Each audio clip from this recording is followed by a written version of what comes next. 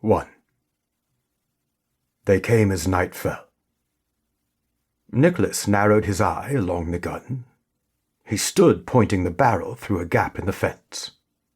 The gleaming electric bulbs atop the gate threw jagged shards of light over the patch of ground before him and along the road leading away from the compound. He could make out perhaps 20 feet beyond the gate before the darkness claimed the road for its own. His finger twitched over the trigger. The weight of the gun in his hands felt enormously heavy. With an effort, he forced his finger to the side, away from the trigger, outside the guard.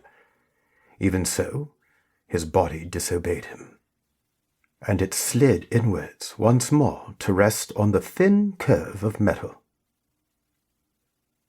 "I see a bad moon rising," he sang in his mind, out of tune. "I see trouble on the way." Beyond the artificial light, the autumn night seemed to swell and sway like the rhythmic breathing of some vast creature. The wind moaned about him, sending talons to probe down his collar, to nip at his wrists and ankles, to tug at his flesh. Behind him the trees muttered and huddled together like discontented conspirators. "I see earthquakes and lightning. I see bad times today."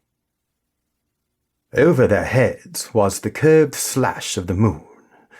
It was the first clear night for some time. The clouds were banished, and only the moon and the needle pricks of the stars remained, white fragments of bone that jutted through the ruptured skin of the night sky. A few dead leaves whirled against the gates of the compound, washed up there like bedraggled remnants of a shipwreck. Even though his arms trembled with the effort of holding the gun, Nicholas waited with patience. There was nothing else to do. "Don't go around tonight. It's bound to take your life." "Ready!" Sean called over.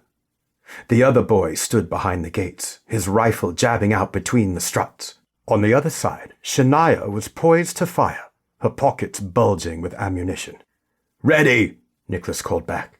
Shania nodded in agreement. "There's a bad moon on the rise." Now he saw them coming. At first they appeared only as a few burning embers far back along the road, so fine and small they could almost be an illusion. Then they grew, flaring, blazing, multiplying in swarms, 5 sets of eyes, 10, 100, a furious, seething mass of crimson. There was no hurry. Did the leeches know it?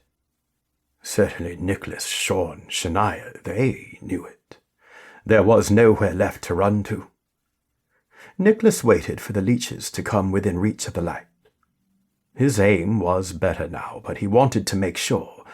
He couldn't afford to waste a bullet. The leeches wouldn't care.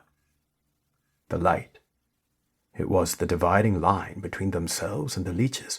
On one side were the last of the human race, at least as far as they knew, and on the other was the seemingly endless army of the dead.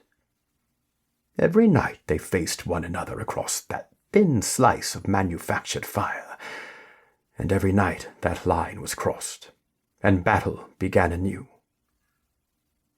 Nicholas and his friends held the place of electricity and glass, of bricks and mortar, of nickel and steel, the place of flags that fluttered at half-mast over a parade ground brimming with echoes, a firing range drenched in gun smoke and the spent shells of daily practice. Together their small group laid claim only to the bad dreams, the tangled hopes, the clutching fears, and the inescapable memories of those who were lost, and the horror of those who had gone out to the dark and yet came again, to those who had mourned them and now turned their faces away in dread. The leeches, those of the burning eyes, the yawning mouths and brimming fangs,